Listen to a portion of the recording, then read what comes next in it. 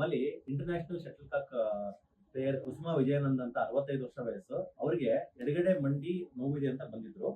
ಇವಾಗ injections medicines ಕೊಟ್ಮೇಲೆ 25% ಕಡಿಮೆ ಆಗಿದೆ. ಇದು ಸೆಕೆಂಡ್ ವಿಸಿಟ್. ಸೊ ಅವ್ರಿಗೆ ಮುಖ್ಯವಾಗಿ ಇರ್ತಕ್ಕಂಥ ಪ್ರಶ್ನೆ, ನಾನು ಎಷ್ಟು ಚೆನ್ನಾಗಿ ಆಟ ಆಡ್ಕೊಂಡಿದ್ದೆ, ನನಗೆ ಇದು ಪೇನ್ ಜಾಸ್ತಿ ಆಗಿದೆ, ಪೇನ್ ಬಂತು, ಪೇನ್ ಬಂದ್ಮೇಲೆ ಮತ್ತೆ ನೀನು ಆಟ ಆಡ್ಬೇಡ ಅಂತ ಹೇಳ್ತಾ ಇದ್ದಾರೆ. ಬಟ್ ನಾನು ಆಟ ಆಡ್ಬೇಕಂತ ಮನಸ್ಸಲ್ಲಿ ಇಚ್ಛೆ ಇದೆ. ನಾನು ಆಟ ಆಡೋ ಥರ ಆಗ್ತೀನಾ ಮುಂಚೆ ಥರ 65 ವರ್ಷ ಆದರೂ ಅಂತ. ಬಟ್ ನಾವಿಲ್ಲಿ ಸಜೆಸ್ಟ್ ಮಾಡೋದೇನೆಂದರೆ, ಮೇಡಮ್ದು ಮಂಡಿ ನೋಡಿದರೆ ಅದು ಆಸ್ಟಿಯೋಆರ್ಥರೈಟಿಸ್ ಅಷ್ಟೊಂದಿಲ್ಲ, ಅಲ್ಲಿರೋದು ಸಿವಿಯರ್ ಆಸ್ಟಿಯೋಪೊರೋಸಿಸ್ ಇದೆ. ಆಸ್ಟಿಯೋಪೊರೋಸಿಸ್ ಬಂದ್ಬಿಟ್ಟು ಬಿಕಾಸ್ ಆಫ್ ಏನರಿಂದ ಆಗುತ್ತೆ ಅಂತಂದರೆ ಇನ್ಫ್ಲಮೇಟರಿ ಫುಡ್ಡು ಮತ್ತು ಬಿಕಾಸ್ ಆಫ್ ಹಾರ್ಮೋನ್ ಡಿಸ್ಟರ್ಬ್ ಆಗ್ತಕ್ಕಂಥ ಫುಡ್ಡಿಂದ ಆಗುತ್ತೆ.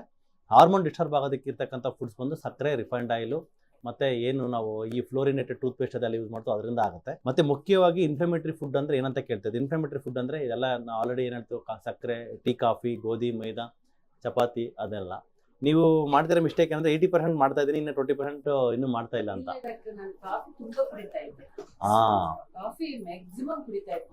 ಈವನ್ ಮಲ್ಕೊಳ್ಬೇಕಾದ್ರೆ ನಾನು ಕಾಫಿ ಕುಡಿದೇ ಮಲ್ಕೊಳ್ತೀನಿ.